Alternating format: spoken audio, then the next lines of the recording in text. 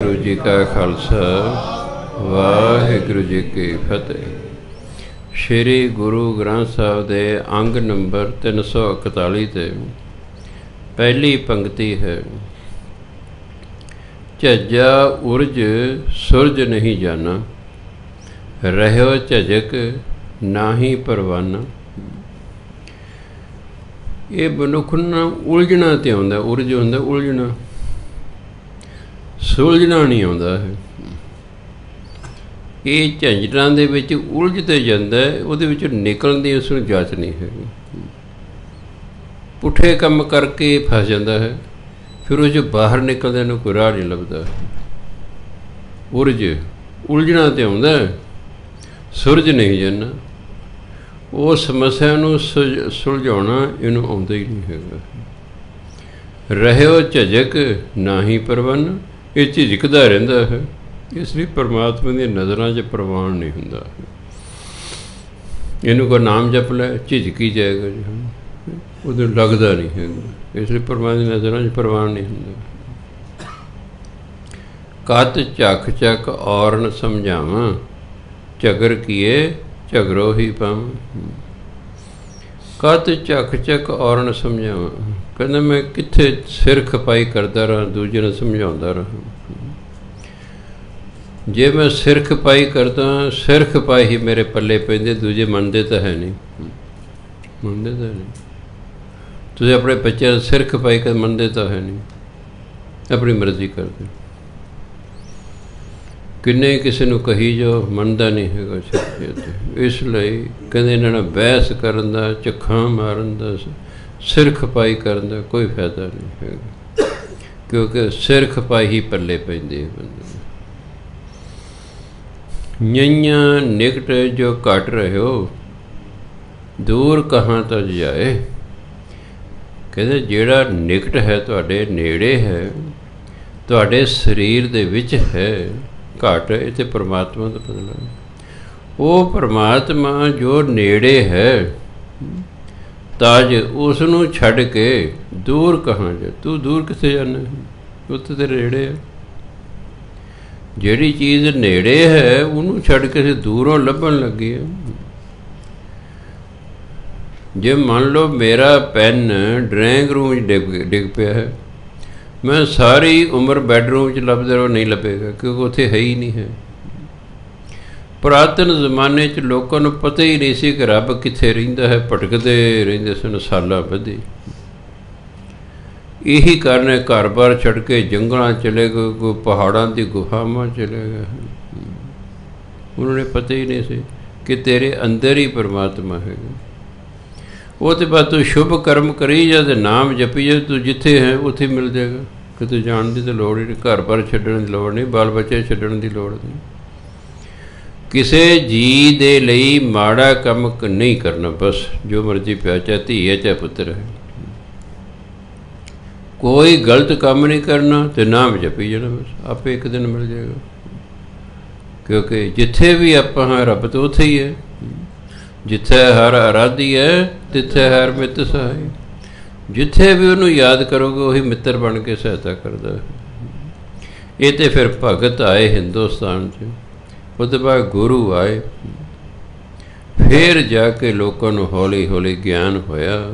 फिर लोगों ने गुरु धारण करके फिर घरां च ही रह के भजन बंदगी करनी शुरू कर दी। जिन्ने भगतां दी बाणी श्री गुरु ग्रंथ सब गृहस्थी सन, सारे अपना कर्म धंधा करते सन, अपना परिवार पालते सन, पर परमात्मा की प्राप्ति उन्होंने कर ली।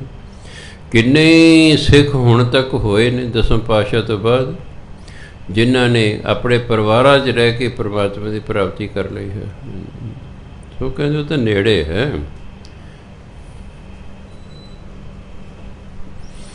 परमात्मा तो नेड़े है, उसनूं छड्ड के ता जांदा, छड्ड के दूर कहाँ जा। तू दूर कित्थे जांदा। जा कर जग ढूंढियो, नेरो पायो ताहे। जा मेरे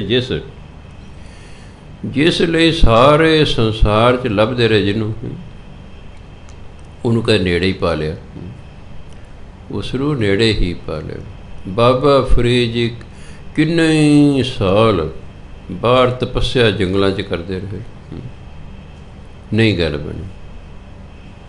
अखीर नूं आकाशवाणी हुई, फरीद तू गुरु धारण कर तां तैनूं परमात्मा मिलेगा, नगोरे नूं नहीं मिलता।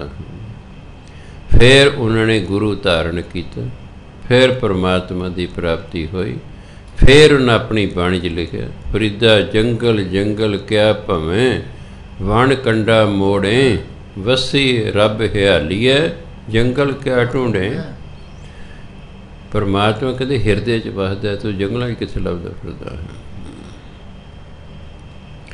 तपस्या बिना नगुरे होण तो होण नाल ये नहीं कि तुसी परमात्मा नूं याद कर रहे हो तुहानूं कुछ नहीं मिलेगा, ऐसी नहीं, रिधियां सिद्धियां प्राप्त हो जाएंगी।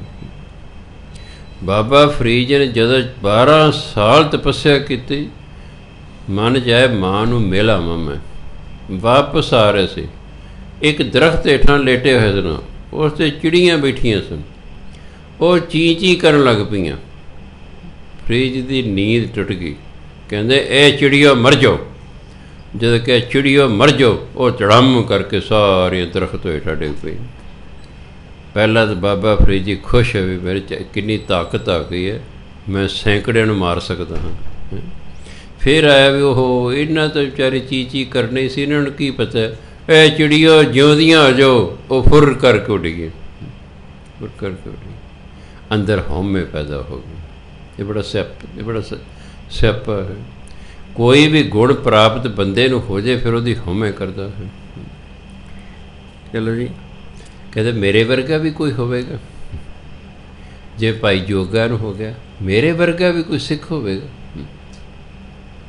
जो दसम पातशाह ने भाई जोगे, तो जिथे भी हैं जो कुछ भी कर रहे हैं, तू वो जो कर रहे हैं उसनूं हुणे छड़ के वापस मेरे को आनंदपुर साहब आ जा।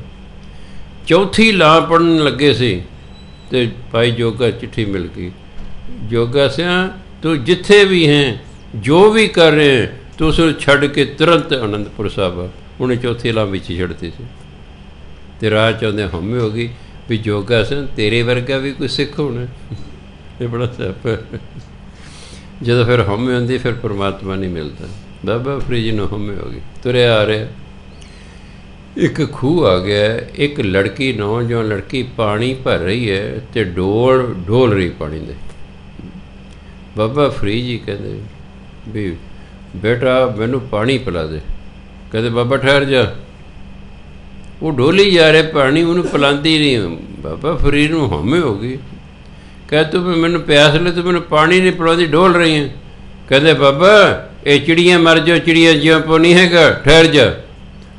वो हैरान हो गए भी इनू क्यों पता है भी मैं तो जंगल च गल कही सी, इनू क्यों पता है चिड़ियाँ मर जाओ चिड़ियाँ जिंदा। कहते चिड़ियाँ मर जाओ चिड़ियाँ जिंदा नहीं हैगा, ठहर जा पिलानी है पानी। ढिले जे होके बाबा फरीद जी खड़ के भी ये तो मेरी भी कोई गुरु टक्कर गई। जदों पानी डोल हटी, कहते लै बाबा पानी पी लै हुण। कहता पानी मैं बाद च पिया, मैनू पहला ये दस भी तू पानी इन्नी देर दी डोलदी क्यों रही। कहते इत्थों कुछ मीलों ते ना मेरी भैन दा घर है, वो गई हुई है सतसंगत करन, मगर वो घर नूं लग गई अग, मैं उहदे घर दी अग बुझा रही सां, हुण बुझ गई है, हाँ हुण तू पानी पी ले। सारी पान जी लै गई, घर आ गए, वाल उलझे हुए सन। माँ कहती लै तेरे कंघा कर दे, 12 साल कीते ने। जदों हर कर सी करन जो उलझना पई हुई कंघा, फिर ना छोटे ਜਿਹੜੇ जवाक ने तमाशा वेखण वाला हुंदा। माँ वट दे लेंदी, जूड़े ऐ फड़ लेंदी करदी ते हेठा हेठा भी इहनूं दर्द ना होवे, पर हुंदी आ आऊँ करी जाता हो। छोटे में देखता सी तमाशा, बच्चा कर कहते पुत जंगल च की खांदा सी। कहते मैं पत्ते तोड़ तोड़ के खांदा सी।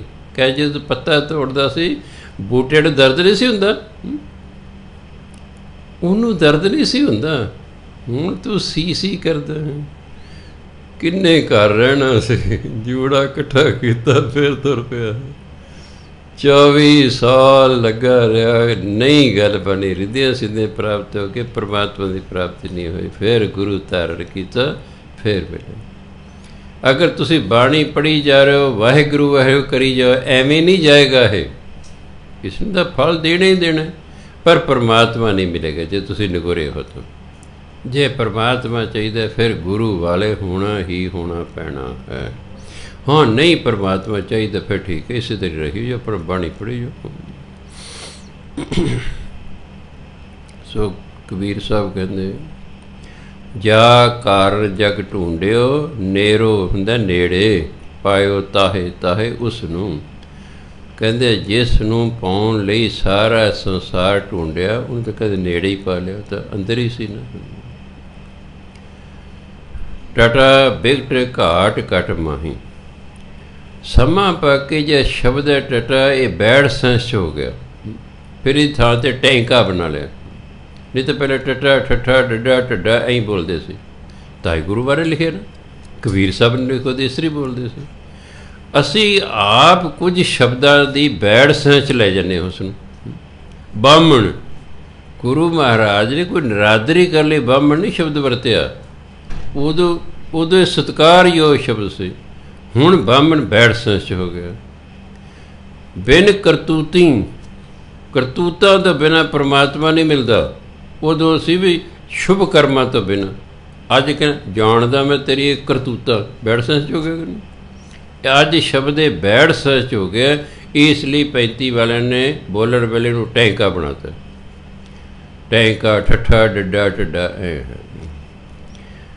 ਟਟਾ ਬਿਕਟ ਘਾਟ ਘਟ ਮਾਹੀ। ਬਿਕਟ ਹੁੰਦਾ ਔਖਾ, ਘਾਟ ਹੁੰਦਾ ਥਾਂ। ਪਰਮਾਤਮਾ ਬਹੁਤ ਔਖੇ ਥਾਂ 'ਤੇ ਵਸਦਾ ਹੈ। ਉਹਨੂੰ ਜਿਹੜਾ ਉਹਦੇ ਤੱਕ ਪਹੁੰਚਣਾ ਸੌਖਾ ਨਹੀਂ ਹੈ। ਉਹ ਬਹੁਤ ਔਖੇ ਥਾਂ 'ਤੇ ਵਸਦਾ ਹੈ। ਖੋਲ ਕਪਾਟ ਮਹਿਲ ਕੇ ਨਾ ਜਾਹੀਂ, ਹੈ ਇਨਸਾਨ ਤੂੰ ਮਾਇਆ ਵਾਲੇ ਦਰਵਾਜ਼ੇ। ਕਪਾਟ ਹੁੰਦਾ ਦਰਵਾਜ਼ੇ, ਇੱਕ ਹੁੰਦਾ ਡੋਰ। ਇਹਨੂੰ ਇੱਕ ਵੀ ਲੱਗਾ ਹੁੰਦਾ ਫਟਾ ਜਿਹਾ, ਦੋ ਵੀ ਲੱਗੇ ਹੋ ਸਕਦੇ ਨੇ। ਡੋਰ ਤੇ ਸਾਰਾ ਨਾ ਟੋਟਲ ਡੋਰ ਚੁਗਾਟ ਸਮੇਤ। ਇਹ ਵਿੱਚ ਕਪਾਟ ਨੇ, ਕਿਸੇ ਇੱਕੋ ਲੱਗਾ, ਕਿਸੇ ਦੋ ਲੱਗੇ ਹੋਏ ਨੇ। ਇੱਕ ਕਪਾਟ ਨੇ ਜਿਹਨੂੰ ਆਪਾਂ ਦਰਵਾਜ਼ੇ ਕਹਿੰਦੇ, ਵੀ ਦਰਵਾਜ਼ੇ ਖੋਲ੍ਹ ਦਿਓ ਜੀ, ਭਾਵ ਦੋਨੋਂ ਉਹਦੇ ਹਿੱਸੇ ਖੋਲ੍ਹ ਦਿਓ। ਇਹ ਮਾਇਆ ਦੇ ਕਪਾਟ ਤੂੰ ਖੋਲ੍ਹ ਕੇ ਜਿੱਥੇ ਮਹਿਲ ਪਰਮਾਤਮਾ ਦਾ, ਉੱਥੇ ਕਿਉਂ ਨਹੀਂ ਜਾਂਦਾ? ਮਾਇਆ ਦਾ ਜਿਹੜਾ ਮੋਹ ਹੈ, ਕਿਤੇ ਨੂੰ ਛੱਡ ਫਿਰ ਪਰਮਾਤਮਾ ਮਿਲੂਗਾ। ਮਾਇਆ ਵਿੱਚ ਰੱਬ ਨੂੰ ਛੱਡ ਕੇ ਬਾਕੀ ਸਭ ਕੁਛ ਹੈ। ਰੱਬ ਤੋਂ ਬਿਨਾਂ ਜੋ ਕੁਛ ਵੀ ਹੈ, ਇਸ ਨੂੰ ਧਰਮ 'ਚ ਕਿਹਾ ਮਾਇਆ। ਇੱਕ ਪਰਮਾਤਮਾ, ਬਾਕੀ ਮਾਇਆ ਹੈ। ਅਸੀਂ ਮਾਇਆ ਦੇ ਹੀ ਰੂਪ ਹਾਂ। ਜੋ ਕਹਿੰਦਾ ਮਾਇਆ ਦੇ ਪਰਦੇ ਖੋਲ, ਫਿਰ ਪਰਮਾਤਮਾ ਤੱਕ ਜਾ। ਮੋਹ ਮਾਇਆ ਨੂੰ ਛੱਡ, ਫਿਰ ਪਰਮਾਤਮਾ ਤੱਕ ਜਾਏਗਾ ਤੂੰ। ਦੇਖ ਅਟਲ ਟਲ ਕਤੈ ਨਾ ਜਾਵਾ, ਰਹਿ ਲਪਟ ਕਟ ਪਰਚੋ ਪਾਵਾ। ਪਰਮਾਤਮਾ ਅਟਲ ਹੈ। ਉਸ ਨੂੰ ਦੇਖ ਕੇ ਕਹਿੰਦੇ ਟਲ ਕੇ ਕਿਤੇ ਨਹੀਂ ਜਾਂਦੇ। ਜਿਹੜਾ ਪਰਮਾਤਮਾ ਨੂੰ ਵੇਖ ਲੈਂਦਾ, ਫਿਰ ਪਰਮਾਤਮਾ ਵੱਲੋਂ ਹਟਦਾ ਨਹੀਂ ਹੈ। ਉਹ ਤਲ ਕੇ ਕਿਤੇ ਨਹੀਂ ਜਾਂਦਾ। ਉਹ ਰਹਿ ਲਪਟ, ਉਹ ਪਰਮਾਤਮਾ ਦੇ ਚਰਨਾਂ ਨਾਲ ਚਿੰਬੜਿਆ ਰਹਿੰਦਾ ਹੈ। ਕੱਟ ਪਰਚੋ ਪਾਵਾ, ਅਤੇ ਰੱਬ ਨੂੰ ਫਿਰ ਪਿਆਰ ਕਰਨ ਲੱਗ ਜਾਂਦਾ ਹੈ। ਪਰਚਾ ਪਿਆਰ ਨੂੰ ਕਹਿੰਦੇ, ਪ੍ਰੇਮ ਨੂੰ ਕਹਿੰਦੇ। ਜਿਵੇਂ ਦੀਦਾਰ ਖਾਲਸੇ ਦਾ, ਪਰਚਾ ਸ਼ਬਦ ਦਾ, ਅਤੇ ਇੱਕ ਸੀ ਪੂਜਾ ਅਕਾਲ ਪੁਰਖ ਦੀ। ਦਸਮ ਪਾਤਸ਼ਾਹ ਕਹਿੰਦੇ ਸਿੱਖ ਨਹੀਂ ਕਹਿੰਦੇ ਪੂਜਾ ਅਕਾਲ ਪੁਰਖ ਦੀ, ਪਰਚਾ ਸ਼ਬਦ ਦਾ, ਪਿਆਰ ਬਾਣੀ ਨਾਲ ਕਰਨਾ, ਬਾਣੀ ਨਾਲ ਪਿਆਰ ਕਰਨਾ ਹੈ।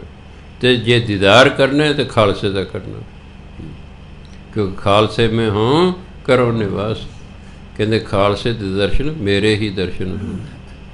ਹੁਣ ਅਸਲ ਖਾਲਸੇ ਕੋਈ ਨਾ ਸ਼ਕਲ ਸੂਰਤ ਦੇ, ਸਾਡੇ ਵਰਗੇ ਸਾਰੇ ਹੀ ਖਾਲਸੇ ਨੇ। ਅੰਦਰੋਂ ਖਾਲਸੇ ਦੀ ਡੈਫੀਨੇਸ਼ਨ ਦਸਮ ਪਾਤਸ਼ਾਹ ਦੀ ਪੜ੍ਹੋ, ਕੋਈ ਵੀ ਨਹੀਂ ਮੈਨੂੰ ਤਾਂ ਮਿਲਿਆ ਉਸ ਡੈਫੀਨੇਸ਼ਨ ਅਨੁਸਾਰ। ਜੋ ਖਾਲਸੇ ਦੀ ਡੈਫੀਨੇਸ਼ਨ ਦਸਮ ਪਾਤਸ਼ਾਹ ਨੇ ਦਿੱਤੀ, ਉਹ ਉਹਦੇ 'ਤੇ ਉਤਰਨਾ ਬੜਾ ਔਖਾ। ਅਤੇ ਜਿਹੜਾ ਉਸ ਤਰ੍ਹਾਂ ਦਾ ਹੈ, ਫਿਰ ਉਹਦੇ ਵਿੱਚ ਦਸਮ ਪਾਤਸ਼ਾਹ ਦੀਦਾਰ ਹੁੰਦੇ ਨੇ। ਜਦੋਂ ਦਸਮ ਪਾਤਸ਼ਾਹ ਸਰੀਰ ਤਿਆਗਣ ਲੱਗੇ, ਸਿੱਖ ਬੈਠੇ ਤਾਂ ਵਿਰਲਾਪ 'ਚ ਆ ਗਏ, ਵੈਰਾਗ 'ਚ ਆ ਗਏ। ਕਹਿੰਦੇ ਮਹਾਰਾਜ ਜੀ ਵੀ ਹੁਣ ਤਾਂ ਤੁਹਾਡੇ ਦਰਸ਼ਨ ਕਰਦੇ ਸੀ, ਫਿਰ ਅਸੀਂ ਕੀ ਕਰਾਂਗੇ? ਕਹਿੰਦੇ ਤੁਸੀਂ 5 ਖਾਲਸਿਆਂ ਦੇ ਦਰਸ਼ਨ ਕਰ ਲਓ, ਮੇਰੇ ਹੀ ਦਰਸ਼ਨ ਹੋਣਗੇ। ਇੱਕ ਵਿੱਚ ਕੋਈ ਸਿਆਣਾ ਸੀ, ਕਹਿੰਦੇ ਮਹਾਰਾਜ ਜੀ ਜੇ 5 ਸਿੰਘ ਨਾ ਮਿਲਣ, ਕਹਿੰਦੇ ਫਿਰ 2 ਸਿੰਘਾਂ ਦੇ ਦਰਸ਼ਨ ਕਰ ਲਓ, ਮੇਰੇ ਹੀ ਦਰਸ਼ਨ ਹੋਣਗੇ। ਕਹਿੰਦੇ ਮਹਾਰਾਜ ਜੀ ਕਿਤੇ ਅਸੀਂ ਐਸੇ ਇਲਾਕੇ 'ਚ ਚਲੀ ਜਾਈਏ ਜਿੱਥੇ 2 ਸਿੰਘ ਹੀ ਨਾ ਹੋਣ। ਕਹਿੰਦੇ ਫਿਰ ਭਾਈ ਤੂੰ ਐਂ ਕਰੀ, ਨਹਾ ਧੋ ਕੇ ਨਾ ਸਵੇਰੇ 5 ਕਕਾਰ ਸਜਾ ਲਈ, ਫਿਰ ਸ਼ੀਸ਼ੇ 'ਚ ਆਪਣਾ ਮੂੰਹ ਵੇਖੀ, ਮੇਰੇ ਹੀ ਦਰਸ਼ਨ ਹੋਣਗੇ। ਹੋਵੇ ਸੀ ਕੋਈ ਖਾਲਸਾ, ਹੋਵੇ ਸੀ ਕੋਈ, ਹਰ ਇੱਕ ਖਾਲਸਾ ਗੁਰੂ ਗੋਬਿੰਦ ਸਿੰਘ ਦਾ ਰੂਪ ਹੈ। ਖਾਲਸਾ ਮੇਰੋ ਖਾਸ। ਸੋ ਇਸ ਲਈ ਖਾਲਸਾ ਹੋਣਾ ਹੀ ਔਖਾ ਹੈ।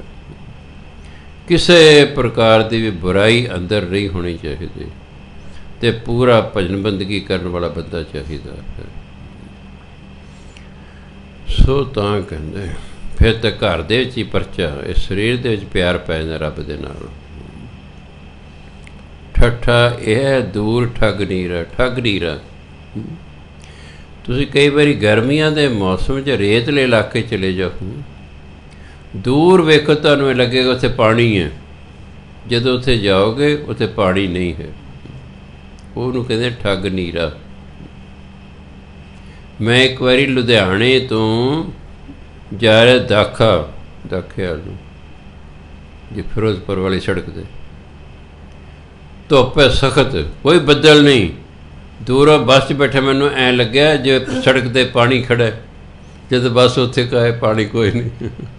ਇਹ ਹੈ ਠੱਗ ਨੀਰਾ। ਇਹ ਠੱਗ ਨਹੀਂ, ਨੀਰ ਪਾਣੀ ਨੂੰ ਕਹਿੰਦੇ। ਭਾਵ ਹੈ ਨਹੀਂ, ਲੱਗ ਰਿਹਾ ਹੈ। ਰੇਤ ਦੇ ਪਾਣੀ ਹੈ ਨਹੀਂ, ਪਰ ਲੱਗ ਰਿਹਾ ਹੈ। ਉਨਕੇ ਠੱਗ ਨੀਰਾ। ਠੱਠਾ ਇਹ ਹੈ ਦੂਰ ਠੱਗ ਨੀਰਾ, ਨੀਠ ਨੀਠ ਮਨ ਕੀਆ ਧੀਰਾ। ਇਸ ਤਰ੍ਹਾਂ ਜਿਹੜੀ ਮਾਇਆ ਹੈ ਇਹ ਵੀ ਦੂਰੋਂ ਵਧੀਆ ਲੱਗਦੀ ਹੈ, ਦੂਰੋਂ ਇਹ ਮਾਇਆ ਲੱਗਦੀ ਹੈ, ਨੇੜੇ ਆਉਂਦਾ ਫਿਰ ਮੁਸੀਬਤ ਹੈ ਇਹ। ਨੀਠ ਨੀਠ ਮਨ ਕੀਆ ਧੀਰਾ। ਕਹਿੰਦੇ ਬੜੇ ਧਿਆਨ ਨਾਲ ਜਦੋਂ ਮੈਂ ਦੇਖਿਆ, ਫਿਰ ਮੈਨੂੰ ਪਤਾ ਲੱਗਿਆ, ਮੈਂ ਮਨ ਨੂੰ ਧੀਰ ਜਾ ਕੇ ਵੀ ਇਹ ਤਾਂ ਠੱਗ ਹੈ, ਇਹ ਤਾਂ ਇੱਕ ਕਿਸਮ ਦੀ ਠੱਗ ਬੂਟੀ ਹੈ, ਇਹ ਤਾਂ ਰੇਤ ਇਲਾਕੇ ਦੇ ਪਾਣੀ ਵਰਗੀ ਹੈ, ਇਹ ਅਸਲੀਅਤ ਨਹੀਂ ਹੈ। ਕਈ ਚੀਜ਼ਾਂ ਦੂਰੋਂ ਚੰਗੀਆਂ ਲੱਗਦੀਆਂ। ਕਹਾਵਤ ਨਹੀਂ, ਦੂਰ ਦੇ ਢੋਲ ਸੁਹਾਵਣੇ। ਉਹੀ ਢੋਲ ਜਦੋਂ ਨੇੜੇ ਆ ਕੇ ਵੱਜਦਾ, ਕਹਿੰਦੇ ਕਿੱਥੇ ਰੌਲਾ ਪਿਆ ਯਾਰ, ਬੰਦ ਕਰੋ ਇਹਨੂੰ, ਬੰਦ ਕਰੋ, ਹੈ ਨਾ। ਦੂਜੇ ਦੀ ਥਾਲੀ 'ਚ ਕਹਿੰਦੇ ਲੱਡੂ ਵੱਡਾ ਲੱਗਦਾ, ਹੁੰਦੇ ਇੱਕੋ ਜਿੱਡੇ ਨੇ, ਉਹ ਲੱਗਦਾ ਵੀ ਇਹਦਾ ਵੱਡਾ ਮੇਰਾ ਛੋਟਾ। ਜਦੋਂ ਨੇੜੇ ਜਾ ਕੇ ਵੇਖਦੇ ਨੇ ਕਦੇ ਇੱਕੋ ਜਿੱਡੇ। ਇਸ ਤਰ੍ਹਾਂ ਹੀ ਇਹ ਹੈ, ਮਾਇਆ ਦਾ ਇਹੀ ਚੱਕਰ ਹੈ ਬਸ। ਇਹ ਦੂਰੋਂ ਬੜੀ ਵਧੀਆ ਲੱਗਦੀ ਹੈ, ਜਦੋਂ ਫਿਰ ਇਹਦੇ ਨੇੜੇ ਆਉਂਦਾ ਬੰਦਾ ਇਸੇ ਚੀਜ਼ ਉਲਝ ਜਾਂਦਾ ਹੈ ਅਤੇ ਭਜਨ ਬੰਦਗੀ ਭੁੱਲ ਭੁਲਾ ਜਾਂਦੀ। ਜਿਉਂ ਤੁਸੀਂ ਅਮੀਰ ਹੋਈ ਜਾਓਗੇ, ਤੁਸੀਂ ਭਜਨ ਬੰਦਗੀ ਨਹੀਂ ਕਰ ਸਕੋਗੇ। ਕਿਉਂ? ਤੁਹਾਡਾ ਬਿਜ਼ਨਸ ਹੀ ਐਡਾ ਵੱਡਾ ਹੋ ਜਾਏਗਾ, ਤੁਹਾਡੇ ਕੋਲ ਟਾਈਮ ਹੀ ਨਹੀਂ ਲੱਗਣਾ ਭਜਨ ਬੰਦਗੀ ਕਰ। ਖਿਲਾਰਾ ਹੀ ਇੰਨਾ ਹੋ ਜਾਣਾ, ਤੁਹਾਡਾ ਖਿਲਾਰਾ ਹੀ।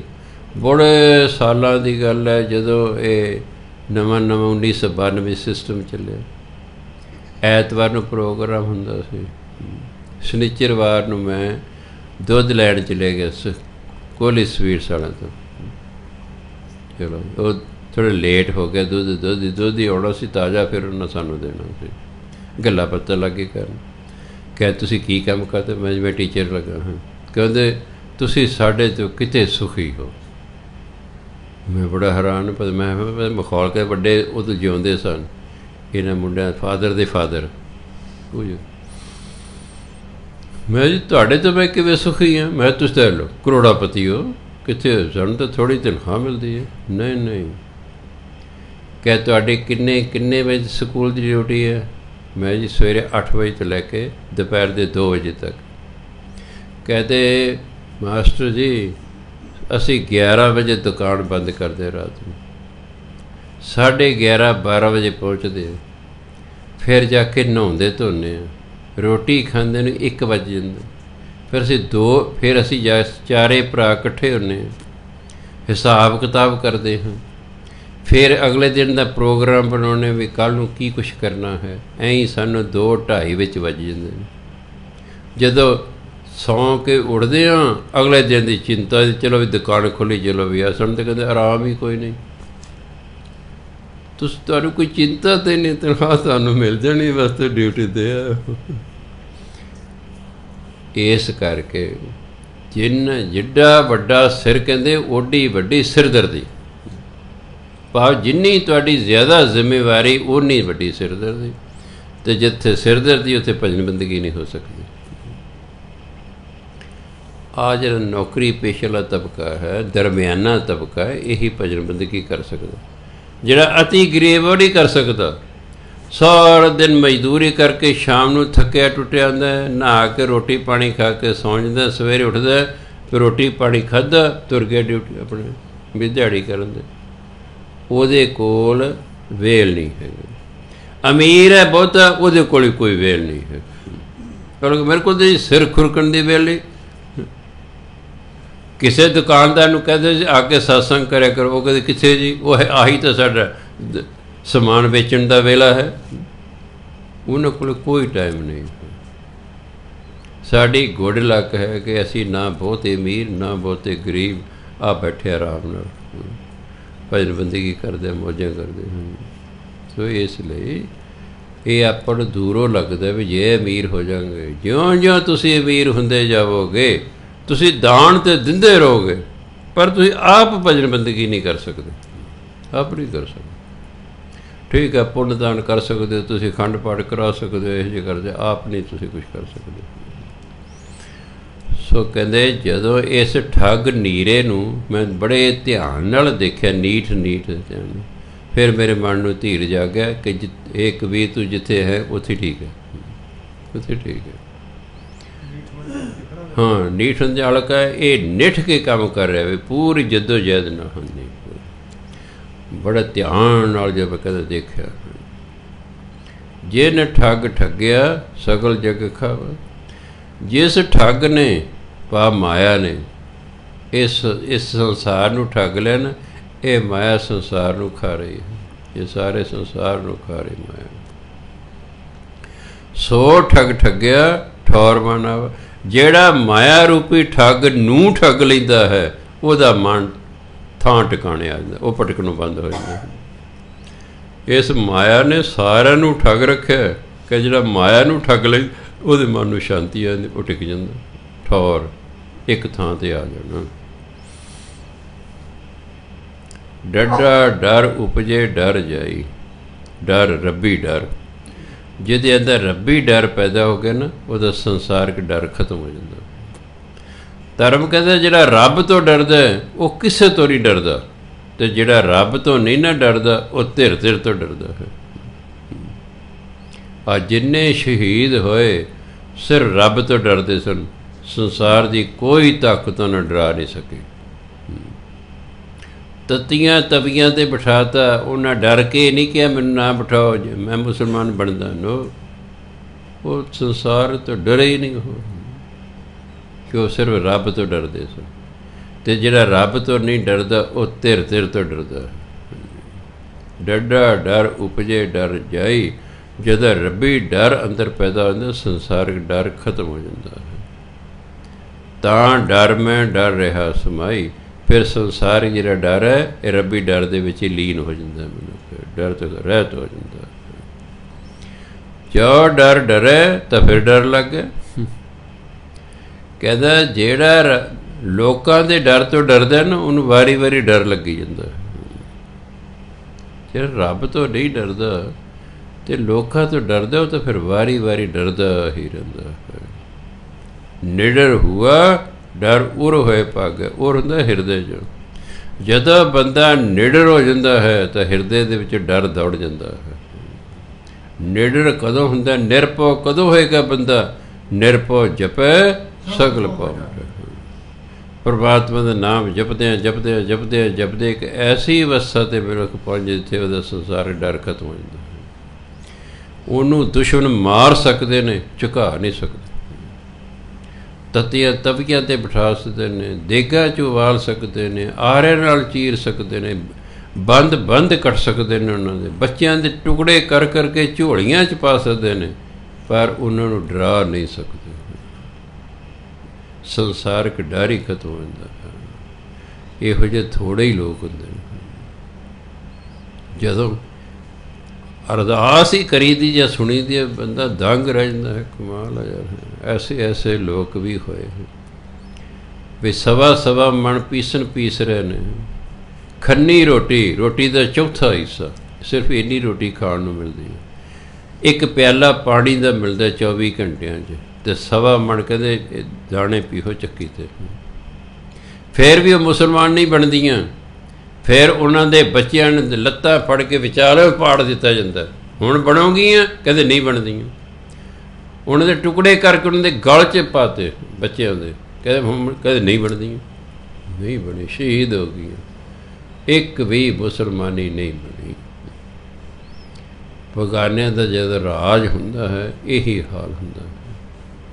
ਫਿਰ ਜਿਹੜੀ ਛੋਟੀਆਂ ਕੌਮਾਂ ਹੁੰਦੀਆਂ ਉਹਨਾਂ ਤੋਂ ਹਮੇਸ਼ਾ ਮੁਸੀਬਤ ਖੜੀ ਹੋ ਜਾਂਦੀ। ਹੁਣ ਵੀ ਜਿਹੜੇ ਛੋਟੀਆਂ ਕੌਮਾਂ ਨੇ ਹਿੰਦੁਸਤਾਨ 'ਚ, ਹੁਣ ਵੀ ਉਹਨਾਂ ਨੂੰ ਦਬ ਕੇ ਰਹਿਣਾ ਪੈਂਦਾ।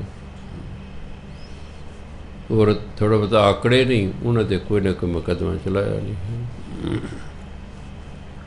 ਇਹ ਸਦੀਆਂ ਤੋਂ ਹੁੰਦਾ ਰਿਹਾ, ਸਦੀਆਂ ਤੱਕ ਹੁੰਦਾ ਰਹਿਣਾ। ਕਿਉਂਕਿ ਜਿਹੜਾ ਹਾਕਮ ਜਮਾਤ ਹੁੰਦੀ, ਕਹਿੰਦੇ ਲੋਕ ਸਾਡੇ ਤੋਂ ਡਰ ਕੇ ਰਹਿਣ। ਜਿਹੜੇ ਨਹੀਂ ਡਰਦੇ ਬਸ ਫਿਰ ਉਹਨਾਂ 'ਤੇ ਸਖਤੀ ਹੋਣੀ ਹੀ ਹੋਣੀ।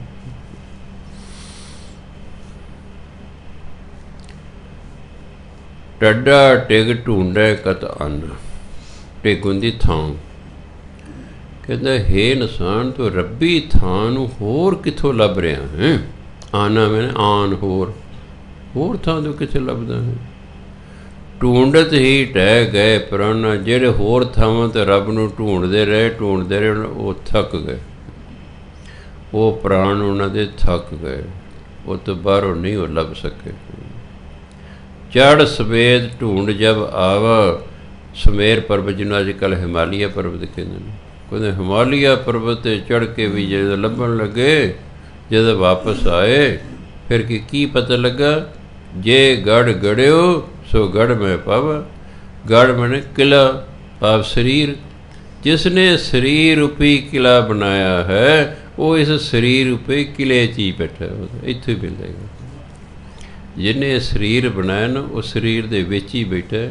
ਪਹਾੜਾਂ 'ਤੇ ਜੰਗਲਾਂ 'ਚ ਜਾਣ ਦੀ ਲੋੜ ਨਹੀਂ, ਅੰਦਰੋਂ ਹੀ ਮਿਲੇਗਾ। ਅਤੇ ਉਹਨਾਂ ਦਾ ਪਾਉਣ ਦਾ ਢੰਗ ਜਿਹੜਾ ਹੈ ਉਹ ਰਿਸ਼ੀਆਂ ਮੁਨੀਆਂ ਨੇ, ਗੁਰੂਆਂ ਪੀਰਾਂ ਨੇ ਦੱਸ ਹੀ ਦਿੱਤਾ ਕਿ ਸ਼ੁਭ ਕਰਮ ਕਰੀ ਜਾਓ ਅਤੇ ਨਾਮ ਜਪੀ ਜਾਓ। ਬਸ ਲੰਬੀ ਚੌੜੀ ਕੋਈ ਫਿਲਾਸਫੀ ਨਹੀਂ ਧਰਮ ਦੀ। ਪ੍ਰੋਫੈਸਰ ਮੋਹਨ ਸਿੰਘ ਦੀ ਕਿਤਾਬ ਸਾਵੇ ਪੱਤਰ ਸਾਨੂੰ ਲੱਗੀ ਹੁੰਦੀ। ਉਹ ਕਹਿੰਦਾ ਰੱਬ ਇੱਕ ਗੋਰਖ ਧੰਦਾ ਹੈ। ਜਦ ਮੈਂ ਬਾਣੀ ਪੜ੍ਹੀ, ਮੈਂ ਇਹ 'ਚ ਗੋਰਖ ਧੰਦੇ ਵਾਲੀ ਕਿਹੜੀ ਗੱਲ ਹੈ? ਸਿੱਧੀਆਂ ਜੀ ਗੱਲਾਂ ਕੀਤੀਆਂ ਵੀ ਤੁਸੀਂ ਆਹ ਕਰੋ ਆਹ ਨਾ ਕਰੋ। ਗੋਰਖ ਧੰਦੇ ਵਾਲੀ 'ਚ ਕਿਹੜੀ ਗੱਲ ਹੈ? ਹੁਣ ਮੈਂ ਤੁਹਾਨੂੰ ਕਿੰਨੀ ਵਾਰੀ ਕਿਹਾ, ਮੇਰੇ ਤੋਂ ਕੋਈ ਪੁੱਛੇ ਜੀ ਵੀ ਸਾਰੇ ਗੁਰੂ ਗ੍ਰੰਥ ਨੂੰ ਇੱਕ ਲਾਈਨ 'ਚ ਦੱਸੋ, ਮੈਂ ਇੱਕੋ ਲਾਈਨ ਦੱਸ ਦਾਂਗਾ।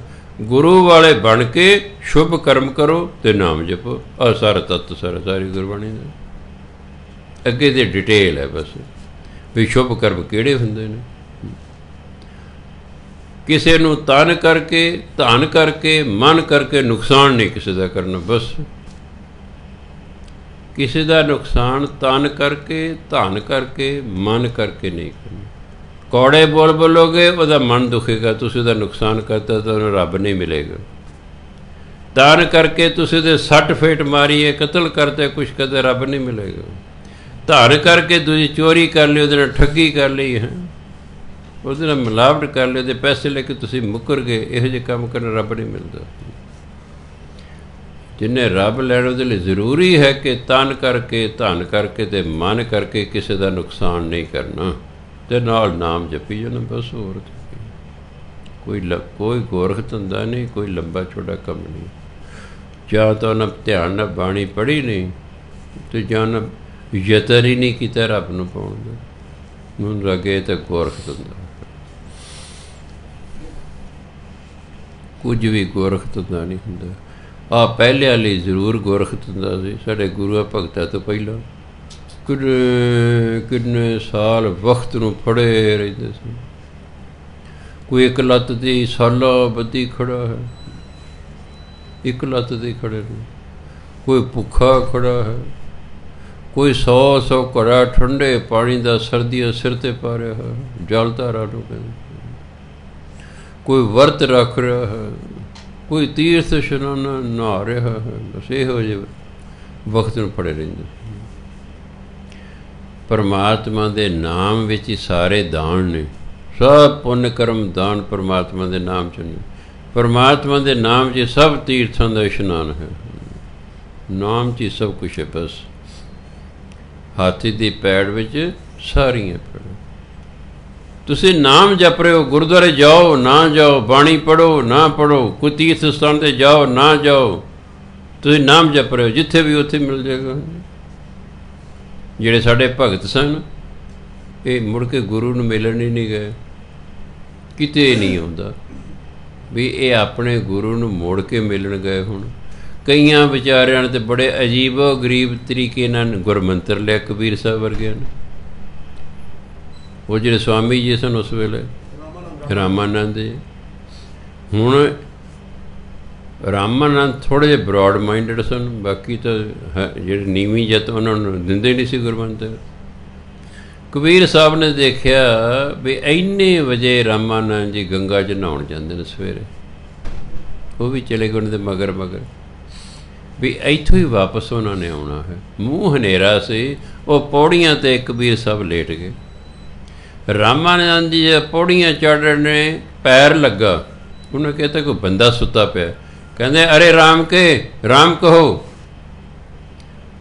उन्होंने सहस वाक कहता रमन, अरे राम के उठो राम कहो। बस गुरमंत्र मिल गया, राम राम राम राम। बस प्राप्ति करती परमात्मा की। किसी तीर्थ इशनान दे नहीं गए, कोई वर्त नहीं रखे, किसी मुड़ के गुरु कोल नहीं गए, किते नहीं गए। आ जिहड़े जिन सिਉਂਕ जिन्हों कहते बाल संस्कृत च ना सिਉਂਕ नूं वाल्मीकि कहते हैं। वाल्मीकि वाल्मीकि जी सन, असली नाम पता नहीं की सी। लो जी साधुआं ने उन्होंने गुरमंत्र देता। वो जिथे बैठे से उत्थे बैठ गए, कोई साल बैठे रहे। हौली हौली मिट्टी उन्होंने उपर चढ़ गई, सिਉਂਕ चढ़ गई। सिਉਂਕ उन्हें अपनी मोरी रख दी विच, हाले मिट्टी चढ़ गई। कई साल बाद ऋषि जी मुड़ के आए भी देखिए तो सही। उत्थे एक डंगर चा रहा से मुंडा, कहते भी इत्थे कई साल पहला असी एक नूं गुरमंत्र दे के गए सी। कह जी आ जी मिट्टी की ढेरी है ना, इहदे विच आवाज़ आती है राम राम दी, भी पता नहीं की है।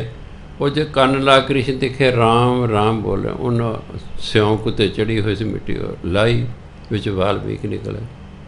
ਉਹਦਾ ਸਿਰ ਝਸਿਆ, ਉਹ ਸੁਰਤ 'ਚ ਆਏ, ਫਿਰ ਉਹਨੂੰ ਕੰਪਲੀਟ ਕਰਤਾ ਉਹਨੇ। ਉਹ ਮੁੜ ਕੇ ਗੁਰੂਆਂ ਨੇ ਨਹੀਂ ਮਿਲੇ, ਕਿਸੇ ਤੀਰਥ ਸਥਾਨ 'ਤੇ ਨਹੀਂ ਗਏ, ਕੋਈ ਨਾ ਹੋਰ ਧਾਰਮਿਕ ਗ੍ਰੰਥ ਨਹੀਂ ਪੜ੍ਹਿਆ, ਬਸ ਬੈਠੇ ਆ, ਬਸ ਉੱਥੇ ਹੀ ਪ੍ਰਾਪਤ ਕਰਨਾ। ਅਜੇ ਲੰਗਰ ਵਾਲੇ ਮਹਾਂਪੁਰਖ ਨੇ ਬਾਬਾ ਹਰਨੇਕ ਸਿੰਘ, ਇਹ 18 ਸਾਲ ਦੇ ਸਨ। ਇਹ ਸੰਤ ਈਸ਼ਰ ਸਿੰਘ ਮਹਾਰਾਜ ਜਦੋਂ ਆਇਆ ਕਦੇ ਧਬਲਾਣ 10ਵੀਂ 'ਤੇ ਦੀਵਾਨ ਲਾਉਣ, ਦੀਵਾਨ ਤੋਂ ਬਾਅਦ ਇਹ ਉਹਨਾਂ ਕੋਲ ਚਲੇ ਗਏ ਜੀ। ਕਹਿਣ ਜੀ ਮੈਂ ਨਾ ਡੇਰੇ 'ਤੇ ਰਹਿਣਾ ਹੈ। ਕਹਿੰਦੇ ਇੱਥੇ ਰਹਿ ਕੀ ਕरेंगे? ਕਹਿੰ ਜੀ ਮੈਂ ਭਜਨ ਬੰਦਗੀ ਕਰਨੀ, ਸੇਵਾ ਕਰਨੀ। ਕਹਿੰਦੇ ਪਹਿਲਾਂ ਤੂੰ ਅੰਮ੍ਰਿਤ ਛਕ। ਉਹਨਾਂ ਅੰਮ੍ਰਿਤ ਛਕ ਲਿਆ। ਕਹਿੰਦੇ ਐਂ ਕਰ, ਹੁਣ 2 ਕਛਹਿਰੇ 2 ਕਮੀਜ਼ ਲਾ ਲੈ, 2 ਸਿਰ ਦੇ ਪਟਕੇ। ਆ ਗਿਆ। ਹਾਂ ਦੱਸੋ ਜੀ। ਕਹਿ ਸੁਣ, ਮੂੰਹ 'ਤੇ ਕੱਪੜਾ ਬੰਨ੍ਹ ਲੈਣਾ, ਅੱਜ ਤੇ ਲੰਗਰ ਤਿਆਰ ਹੁੰਦਾ ਨਾ ਜਿੱਥੇ, ਸਵੇਰੇ ਝੋਕਾ ਲਾਉਣਾ ਸ਼ੁਰੂ ਕਰ ਦੇਣਾ, ਜਿਹੜਾ ਬਾਲਣ ਡੋਹਣੇ ਆਪਾਂ ਪਿੰਡਾਂ ਨੂੰ ਝੋਕਾ ਕਰਨੇ। ਸ਼ਾਮ ਤੱਕ ਜਿੰਨਾ ਚਿਰ ਲੰਗਰ ਤਿਆਰ ਹੁੰਦਾ ਰਹਿੰਦਾ ਚੱਲਦਾ, ਤੂੰ ਬਸ ਇਹੀ ਝੋਕਾ ਲਾਈ ਜਾਣਾ, ਕਿਸੇ ਨਾਲ ਗੱਲ ਨਹੀਂ ਕਰਨੀ। वाहिगुरू वाहिगुरू करते रहे, मूँह ते पट्टी, जो कोई पूछे बस इशारा ऐ तो ना हाँ तो ना दा कर देना। कह सुन सानू नहीं मिलन आना, जदों असी देखेंगे तू पूर्ण हो गया असी आपे तेन मिलना आवांगे। 12 साल लगे रहे, 18 साल की उम्र 12 साल लो लंगर तपदा रहा। उन्हें कमरा अलाट ही कोई नहीं कराया, उत्थे शाम लकड़ा बुझा के उसे कमरे च पै जाते सी। कितनी गर्मी होंदी देखो। बस 12 साल सेवा की ते भजन बंदगी की। एक दिन संत ईश्वर सिंह महाराज आए, कहते भी हरनेक सिंह होने इत्थे? कहते हाँ जी। कहते उन्होंने कहो भी अपना नहा धो के धोते कपड़े पा के साढ़े को आ जाए। आके हरनेक सिंह महापुर कुर्सी तो उठे, हरनेक सिंह ने जफी पा ली। ज्यों ही जफी पाई सारे कपाट खोलते, कहते जा तू अज तो संत होया। कहते मैनू नहीं मिलना, मैं मिलांगा। 12 साल वो महापुरखों मिलन नहीं गए, आप आए महापुरखों। सो ये नहीं कि रोज़ ही तुसी किते तुरे फिरो जी। अगर प्राप्ति करनी तो फिर किते भी हो सकती है, बड़ी दृढ़ता की लोड़ है। बस असी दृढ़ इरादे दे है नहीं, इसलिए साड़ी गल बनती नहीं। रात को स्कीमां बनाना, सवेरे 4 बजे चक देंगे फटे, वो पहले 6 बज जाते सवेरे, पहले दिन ही गए। तुसी जो जिस दिन तुसी अमृत छकिया सी, अगले दिन क्या बात सी तुहाडे है। 15 दिन रहे, फिर उल्टी ले पै गए। चल बाणी है जैसी उपजी पेड़ ते तैसी निभै ओड़। जिहो जे तुसी शुरू विच सी, जिस दिन अमृत छकिया उस जिहो जे सी, अगर ओहे जे तुसी मरण तक रह गए तुहानूं प्राप्ति हो जाएगी। असीं मगरों ढिले मੱਠੇ जे पै जाने, बस फिर गल बनदी नहीं। जदों ताज़ा ताज़ा बंदा मुसलमान हुंदा बड़े नमाज़ां पढ़दा है, इस जो ताज़े ताज़े अमृत छकिया सी, बड़ा कुछ कीता सी। हाँ फिर हौले ढिला पै जाए। जैसी उपजी पेड़ ते तैसी निभै ओड़। हीरा किसका बापरा पूजन रतन करोड़। करोड़ा रतन भी मुकाबला नहीं कर सकते। सो इको अवस्था दे विच रहना बहुत मुश्किल हुंदा है। पर जिन्ना प्राप्तियां करनी होंदे फिर लगे रहिंदे, वो लगे रहिंदे, बस लगे रहिंदे, धुन दे पक्के हुंदे ने। इको लगन लगी लई जांदी है टोर अनंत उन्हां दी, वसलों उरे मुकाम न कोई। वसल हुंदा मिलाप, मुकाम दा ठहरा। मिलाप तुरा ठहरदे नहीं, बस तुरे ही जांदे, तुरे ही जांदे, तुरे ही जांदे। दरिया रुड़दा जांदा है, रुड़दा जांदा है, रुड़दा जांदा है। जदों समुंदर नाल मिलाप हो जांदा बस वो खत्म हो जांदा। जदों दरिया का पानी समुंदर च रलदा समुंदर हो जाता, दरिया नहीं फिर रहिंदा। उन्ना चिर दरिया चली जाता जिन्ना चिर अपनी मंजिल ते नहीं पहुँच जाता। सो जिन्हों ने परमात्मा की प्राप्ति करनी तो फिर ऐं लगे ही रहिंदे ने। तो जदों लगे ही रहिंदे ने, इसदा मतलब परमात्मा की उससे कृपा है भी लगा रह तेरे मैं मिल जाऊँगा। जब नाना कृपा कदे लग गए, कदे हट गए, कदे 4 बजे उठे, कदे 6 बजे उठे, कदे 5 बजे उठे गए, कदे उठे कदे ना उठे, इस तरह चल। इसलिए गुरु महाराज कहते जे गढ़ गढ़ियो सो गढ़ मैं पावा। जिसने ये शरीर रूपी किला, गढ़ किले नूं कहंदे, जिसने शरीर रूपी किला बनाया ना, इस किले दे विच ही परमात्मा की प्राप्ति हो जाती है। सत्कारयोग साहब। अच्छा वो पहले वाला सी 8 बजे। रण रण रूतो नर नेही करे। रण हुंदा लड़ाई का मैदान, रुतो हुंदा रुझिया होया। जिहड़ा लड़ाई के मैदान च रुझिया है ना, नेही करे, वो दृढ़ता ना लगा रहिंदा है, वो लगा रहिंदा है, वो डोलदा नहीं है। ना निवै ना फुन संचरे, ना वो झुकदा ते ना ही इन्हां नाल मेल करदा बुराइयां नाल। लड़ाई किहदे नाल करनी है? अपनी बुराइयां नाल करनी है। किते लोकां नाल लड़ाई समझी जाओ, वो उन्हां दी गल नहीं इत्थे हैगी। खालसा करे नित जंग, मैं तुहानूं कल भी कहा सी, ये नहीं खालसा रोज़ लड़दा। किहदे नाल लड़ना है? 5 बुराइयां लड़ना है। क्योंकि मन जीते जग जीत। ਮਨ ਜਿਤਨੀ ਔਖਾ। ਇਹ ਪੰਜਾਂ ਨੂੰ ਕਾਬੂ ਕਰਨਾ ਹੀ ਔਖਾ ਹੈ। ਬਸ ਇਹੀ ਇਹਨਾਂ ਨਾਲ ਲੜਾਈ ਕਰਨੀ ਹੈ। ਅਤੇ ਕਹਿੰਦਾ ਜਿਹੜਾ ਰਣ ਦੇ ਵਿੱਚ ਲੜਾਈ 'ਚ ਰੁੱਝਿਆ ਹੋਇਆ ਨਾ, ਉਹ ਦ੍ਰਿੜਤਾ ਕਾਇਮ ਰੱਖਦਾ, ਡੋਲਦਾ ਨਹੀਂ ਹੋ, ਨਾ ਨਿਵੇ, ਉਹ ਬੁਰਾਈਆਂ ਅੱਗੇ ਝੁਕਦਾ ਨਹੀਂ ਹੈ, ਨਾ ਫੁਣ ਸੰਚਰੈ, ਅਤੇ ਨਾ ਹੀ ਮੁੜ ਕੇ ਇਹਨਾਂ ਨਾਲ ਮੇਲ ਕਰਦਾ ਹੈ। ਬੁਰਾਈਆਂ ਨਾਲ ਉਹਦਾ ਮੇਲ ਕੋਈ ਨਹੀਂ ਹੁੰਦਾ। ਅਸੀਂ ਕੀ ਕਰਦੇ? ਵੈਸ਼ਨੂੰ ਹੈ, ਪੀਣ ਵਾਲਿਆਂ ਨਾਲ ਦੋਸਤੀਆਂ, ਪੀਣ ਵਾਲਿਆਂ ਨਾਲ ਰਿਸ਼ਤੇਦਾਰੀਆਂ ਨੇ। ਉਹਨਾਂ ਨਾਲ ਕਾਹਦਾ ਮੇਲ ਹੈ? ਵੈਸ਼ਨੂੰ ਦਾ ਤਾਂ ਪੀਣ ਵਾਲੇ ਦਾ ਕੀ ਮੇਲ ਹੈ? ਫਿਰ ਕਹਿੰਦੇ ਸਾਡੀ ਕੁੜੀ ਨਹੀਂ ਵਸਦੀ, ਸਾਡਾ ਫਲਾਣਾ ਹੋ ਗਿਆ, ਸਾਡੇ ਇਹ ਹੋ ਗਿਆ। ਕਈ ਮੇਰੇ ਕੋਲ ਆਏ ਨੇ, ਉਹ ਜੀ ਮੇਰੇ ਘਰ ਵਾਲਾ ਸ਼ਰਾਬ ਪੀਂਦਾ। ਮੈਂ ਸੁਣ ਮੇਰੀ ਗੱਲ, ਤੇਰਾ ਬਾਪ ਵੀ ਸ਼ਰਾਬ ਪੀਂਦਾ? ਨਹੀਂ ਹੁਣ ਨਹੀਂ ਪੀਂਦਾ। ਮੈਂ ਤੇਰਾ ਵਿਆਹ ਉਦੋਂ ਪੀਂਦਾ ਸੀ ਨਾ? ਕਹਿੰਦਾ ਹਾਂਜੀ।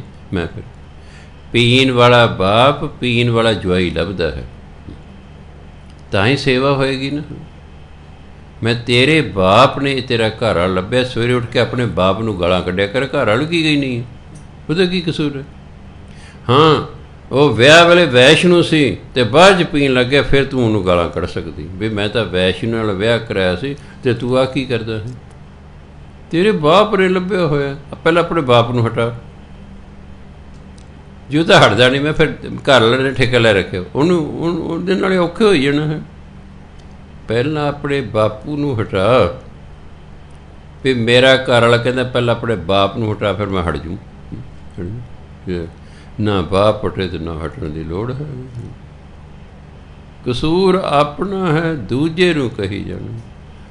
ਚਲੋ ਜੀ ਹੋ ਗਿਆ ਕੁਛ ਕਰੋ, ਹਾਂ ਮੈਂ ਹਟਾ ਦੇਣਾ, ਮੈਂ ਤਾਂ ਕੋਈ ਗੱਲ ਨਹੀਂ ਹੈਗੀ। ਹਾਲਤ ਹਰ ਇੱਕ ਚੀਜ਼ ਦਾ ਹੁੰਦਾ। ਮੈਂ ਲਾ ਪਾੜ ਕਰ, ਹਟ ਜਾਏਗਾ ਉਹ 40 ਦਿਨ। ਹਾਂ ਜੀ ਪਹਿਲਾਂ ਦਾ ਫਰਕ ਪੈ ਗਿਆ, ਮੈਂ ਹੋਰ 40 ਦਿਨ ਕਰ। ਹਟ ਗਿਆ ਜੀ, ਹੁਣ ਹਟਿਆ ਰਹੇ, ਮੈਂ ਹੋਰ ਪਾੜ ਕਰ ਲੈ, ਹੋਰ ਕੀ ਹੈ। ਹਟਣਾ ਉਦੋਂ ਔਖਾ ਹੁੰਦਾ ਜਦੋਂ ਅਸੀਂ ਸੰਗਤ ਆਪਣੀ ਨਾ ਬਦਲੀਏ। ਪੀਣ ਵਾਲਾ 'ਚ ਹੀ ਰਹਿਣਾ, ਫਿਰ ਕਿਵੇਂ ਤੁਸੀਂ ਹਟੋਗੇ ਜੀ? ਉਹ ਕਰੇ ਚੱਲ ਬਾਬਿਆਂ ਦਾ ਕੀ ਹੁੰਦਾ, ਤੈਨੂੰ ਖਾਣੋ ਪੀਣੋ ਹਟਾਤਾ, ਉਹਨੇ ਤਾਂ ਨਾ ਖਾਣਾ ਨਾ ਪੀਣਾ, ਨਾ ਗੱਲ ਨਾ ਕੋਈ ਬਾਤ। ਕਹਿੰਦੇ ਬਾਬੇ ਦਾ ਜਵਾਕ ਨਹੀਂ ਜੱਲਾ ਵਿਹਲਾ ਹੈਗਾ, ਜੀ ਲਾਉਣ ਲਈ ਤੁਹਾਨੂੰ ਕਦੇ ਸ਼ਾਮ ਨੂੰ ਇਕੱਠਿਆਂ ਕਰ ਲੈਂਦੇ, ਕਦੇ ਕਮਲਿਆਂ ਕੋਲ ਬੈਠੇ ਰਹੇ ਤੁਸੀਂ ਝੋਂਗਣੀ ਮਾਰ ਕੇ। ਰਿਪੋਰਟਾਂ ਮਿਲਦੀਆਂ ਮੈਨੂੰ ਤਾਂ ਪਤਾ ਵੀ ਇਹ ਸੰਸਾਰ ਹੈ, ਇਹ ਤਾਂ ਸੰਸਾਰ ਹੈ। ਸਾਡੀ ਜਿਹੜੀ ਡਿਊਟੀ ਲੱਗੀ ਹੈ ਕੁਦਰਤ ਵੱਲੋਂ ਲੱਗੀ, ਆਪਣੇ ਵੱਲ ਮੇਰੇ ਲੱਗੀ ਉਹਦੇ ਕਦਮ ਹੱਟ ਉੱਡ ਜਾਂਦਾ ਹੈ। ਇਹ ਤਾਂ ਦਰਗਾਹੀ ਹੁਕਮ ਹੈ, ਉਸ ਤੋਂ ਹੁਣ ਕਿਵੇਂ ਹਟਿਆ ਜਾ ਸਕਦਾ? ਦਰਗਾਹੀ ਹੁਕਮ ਹੈ, ਟਿਊਸ਼ਨਾਂ ਬੰਦ ਕਰ ਦਿਓ, ਬੰਦ ਕਰ ਦਿਓ। ਫਿਰ ਦਰਗਾਹੀ ਹੁਕਮ ਹੈ, ਗੁਰੂ ਗ੍ਰੰਥ ਸਾਹਿਬ ਲੈ ਕੇ ਆਓ। ਮੈਂ ਗਿਆਨੀ ਜੀ ਨੂੰ ਅਤੇ 6 ਨੰਬਰ ਵਾਲੇ ਅਤੇ ਉਹ ਬੇਰੀਆਂ ਵਾਲੇ ਦੇ 5 ਸਿੰਘ ਇਕੱਠੇ ਕੀਤੇ, ਗੁਰੂ ਗ੍ਰੰਥ ਸਾਹਿਬ। ਫਿਰ ਦਰਗਾਹੀ ਹੁਕਮ ਹੋਇਆ, ਸੰਗਤ ਨੂੰ ਪਾਠ ਸਿਖਾਓ, ਮੁਫਤ ਸਿਖਾਉਣਾ, ਸਿਖਾ ਰਹੇ, ਹੁਕਮ ਹੈ। ਮੈਂ ਆਪਣੀ ਮਰਜ਼ੀ ਨਾਲ ਨਹੀਂ ਸ਼ੁਰੂ ਕੀਤਾ, ਇਹ ਦਰਗਾਹੀ ਹੁਕਮ ਹੈ। ਸੋ ਜਿੰਨੇ ਚਿਰ ਨੈਣ ਪ੍ਰਾਣ ਚੱਲਦੇ ਨੇ ਆਪਣਾ ਕਰੀ ਚੱਲਾਂਗੇ। ਜਦੋਂ ਦਾ ਹੁਕਮ ਹੈ ਨਹੀਂ ਸਵੇਰੇ ਤੇਰਾ ਭੋਗ ਪੈ ਜਾਣਾ, ਮੈਂ ਖਾਲਸਾ ਪੈਰੀ ਫਤਿਹ ਬੁਲਾ ਦੇਣੀ, ਹੋਰ ਕੀ ਉੱਥੇ। ਜਿਹੜੇ ਕੰਮ ਆਪਣੀ ਮਰਜ਼ੀ ਨਾਲ ਕਰਦੇ ਹਾਂ ਉਹ ਕਦੇ ਵੀ ਅਸੀਂ ਛੱਡ ਸਕਦੇ ਹਾਂ, ਪਰ ਜਿਹੜੇ ਦਰਗਾਹੀ ਹੁਕਮ ਨਾਲ ਹੁੰਦੇ ਨੇ ਉਹ ਨਹੀਂ, ਆਪਣੀ ਮਰਜ਼ੀ ਉੱਥੇ ਚੱਲਦੀ। ਸੋ ਗੁਰੂ ਮਹਾਰਾਜ ਕਹਿੰਦੇ ਰਣ ਰੂਤੋ ਨਰ ਨੇਹੀ ਕਰੈ, ਨਾ ਨਿਵੈ ਨਾ ਫੁਣ ਸੰਚਰੈ। ਕਹਿੰਦਾ ਉਹਨਾਂ ਨਾਲ ਫਿਰ ਮੇਲ ਜੋੜ ਨਹੀਂ, ਬੁਰਾਈਆਂ ਨਾ ਰੱਖਦਾ, ਨਾ ਹੀ ਝੁਕਦਾ ਹੈ ਉਹਨੂੰ ਦੇ ਕੇ, ਉਹ ਦ੍ਰਿੜਤਾ ਨਾਲ ਲੱਗਾ ਰਹਿੰਦਾ। ਧਨ ਜਨਮ ਤਾਹੀ ਕੋ ਗਣੇ, ਮਾਰੈ ਏਕੈ ਤਜ ਜਾਏ ਕਣੇ। ਕਿ ਮਾਰੈ ਏਕੈ, ਜਿਹੜੇ ਇੱਕ ਮਨ ਨੂੰ ਮਾਰ ਲੈਂਦਾ ਹੈ, ਤਜ ਜਾਏ ਕਣੇ, ਅਤੇ ਬਹੁਤ ਬੁਰਾਈਆਂ ਨੂੰ ਛੱਡ ਦਿੰਦਾ ਹੈ। ਧਨ ਜਨਮ ਤਾਹੀ ਕੋ ਗਣ, ਉਹਦਾ ਜਨਮ ਧਨ ਹੈ, ਧਨ ਹੈ, ਉਹ ਧਨਤਾ ਦੇ ਯੋਗ ਹੈ ਜਿਹੜਾ ਆਪਣੇ ਮਨ ਨੂੰ ਮਾਰ ਲੈਂਦਾ, ਬੁਰਾਈਆਂ ਨੂੰ ਛੱਡ ਦਿੰਦਾ। ਤੱਤਾ ਅਤਰ, ਇਹਨੂੰ ਅਤਰ ਨਹੀਂ ਪੜ੍ਹਨਾ, ਅਤਰ ਹੁੰਦਾ ਸੈਂਟ, ਜਿਹਨੂੰ ਆਪਾਂ ਸੈਂਟ ਕਹਿੰਦੇ। ਇਹ ਅਤਾਰ ਜਿਹੜਾ ਤਰਿਆ ਨਾ ਜਾ ਸਕੇ, ਸੌਖਾ ਆਪਾਂ ਅਤਰ ਪੜ੍ਹਦੇ, ਅਤਰ ਸਿੰਘ ਜੀ।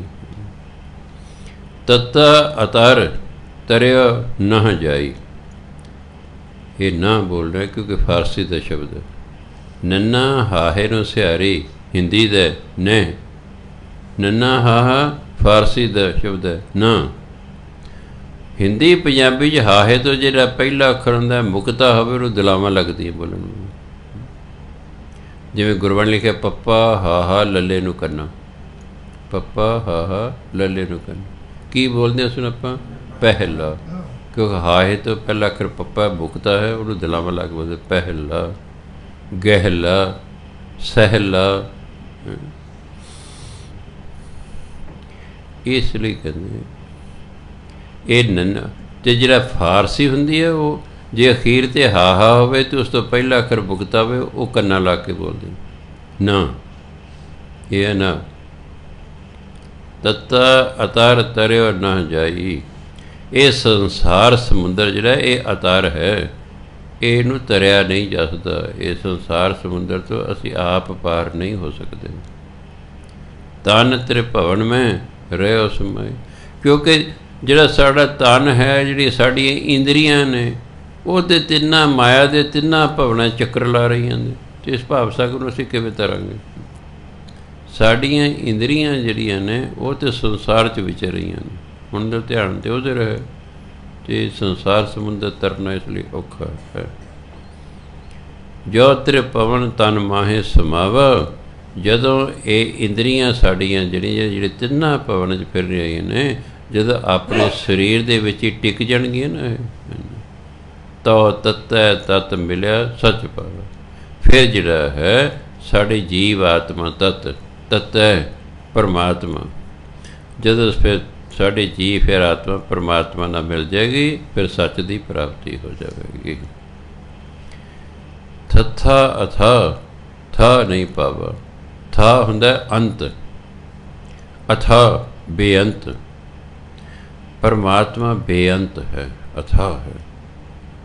था नहीं पावा, उसका अंत नहीं पाया जा सकता क्योंकि वह अथा है। इसलिए फारसी जो कहते बेअंत। बेअंत शब्द फारसी दा एक्चुअली, क्योंकि मुसलमान का साढ़े ते राज सी, इसलिए फारसी के बहुत सारे शब्द पंजाबी च आ गए। पंजाबी हिंदी च फारसी के बहुत सारे शब्द आ गए। 1300 शब्द फारसी का जिहड़ा गुरबाणी दे विच है, वो 1300 का 1300 शब्द ही जिहड़ी मैं किताब लिखी उहदे विच है। कोई किसी सफ़े ते, कोई किसी सफ़े ते, कोई किसी सफ़े ते। सारे के सारे जिहड़े जिन्ने गुरबाणी च फारसी के शब्द आए ने, वो सारे उस किताब दे विच ही ने। इसलिए मैं लिखण ते बहुत देर लग गई भी संस्कृत का किहड़ा है, हिंदी का किहड़ा है, पंजाबी का किहड़ा है, फारसी का, अरबी का किहड़ा है। डिक्शनरी टेबल ते रखी हुई हैं, लिख रहा उन्होंने वेख वेख के लिखी जा। सो परमात्मा का अथा, था नहीं पावा। वो अथा है, उसकी था ही नहीं पतला, उसका अंत नहीं पाया जा सकता, बेअंत है। वो अथा ये थिर ना रहा वा। परमात्मा तो हैगा बेअंत, तो मन टिक ही नहीं रहा है, उन्होंने किवें पाएगा उसमें? मन खलोवेगा तो ही साड़ी सुरत लगेगी। जिन्ना चर मन नहीं टिकता उन्ना चर लेव नहीं लगती, जिन्ना चर लेव नहीं लगती उन्ना चर समाधि नहीं लगती, जिन्ना चर समाधि नहीं लगती उन्ना चर असीं सचखंड नहीं जा सकते। जदों साड़ी सुरत सचखंड च चली जाए, बंदे की समाधि लग जाती, उन्होंने कोई पता नहीं मैं कित्थे बैठा कित्थे नहीं बैठा। जिवें किसी बंदे दे विच सूक्ष्म शरीर निकल जाए तो उसकी नब्ज़ नहीं चलेगी, तो नब्ज़ नहीं चलेगी। जां वो अपनी सुरत नूं दसम द्वार च ले जाए, नब्ज़ बंद हो जाएगी।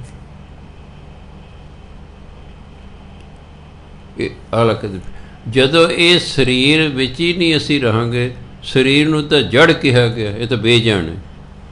शरीर बेजान है, ये तो जिहड़ी विच सुरत जोत है ना रब दी, उहदे कर जान।